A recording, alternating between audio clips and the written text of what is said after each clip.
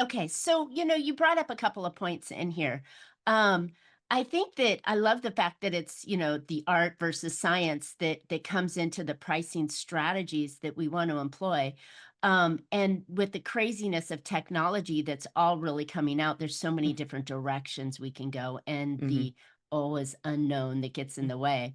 But Mhm. thinking about this in a matter of, okay, I'm a young company, I've put together this thing, right? And I'm not new to the market, and I'm obviously not the only one selling this. Um, how do we how do we price that without racing to the bottom, I guess? Because there's always the cut cost, you got to be the lowest and so on.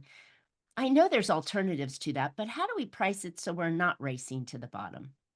Yeah, early stage, I think this is probably not talked about that much. So there's a concept of price positioning. And I think Mhm. especially for early stage companies, this is maybe the most important strategic decision that applies to the pricing realm, which is where are we going to play? And so I might use, for example, the car market, right?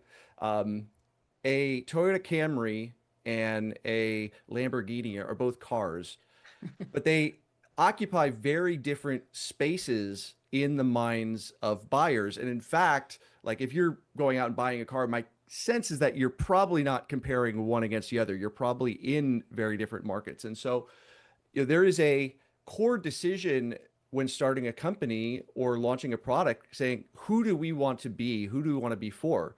You know, do we want to be everybody switch between here, go, do I want to be Rolex or Timex? Both tell the same time, but I'm going to be competing in very different markets. My buyers are going to compete very different things, and we have something to drive value in one element or the other in how we're going to make our decision. And that's a choice. And so when you're especially, as we were talking before, you're going into maybe an innovative space or a space where you don't have knowledge of your direct cost to serve. That's a place where you say, hey, are we going to be high price? Because that's going to be in that decision is going to invite the comparison of who are we being compared to. Mm. And then it's about differentiation. So you talked about this race to the bottom. And so we need to understand what is our competitive differentiation. I think many folks, if you went to college or maybe in high school, you maybe took an equivalent of an Econ 101 class, and there was these neat supply and demand graphs. And those are good, but you probably only learned about really two market structures, and they kind of glossed over this, or maybe you've forgotten. They always talk about the perfectly competitive market. I'm selling soybeans or orange juice or gold, which is a totally commodity undifferentiated market versus, oh, there's then the monopoly pricing market. I'm the only vendor in the space, and how those two differ. But there's a broad And the spectrum. huge gap in There's a between, huge right? gap in between, and the problem is that the vast majority of companies are in the middle of those. You, and especially in my B2B software world, you might describe them more as an oligopoly market. In an oligopoly market, there may be three to say 15 players in my space that do what I do. And all of them are going out with different messaging. They at a high level, if you look at their landing page hero, they kind of might blend together. But if you look at their products, who they're trying to serve, the features and capabilities, they have differentiation from each other. And so you want to be clear and be able to connect that differentiation, which is part of your core product positioning, then back into pricing and packaging. I'm a firm believer your positioning defines your product and packaging, and we should be able to our packaging should help us tell that story.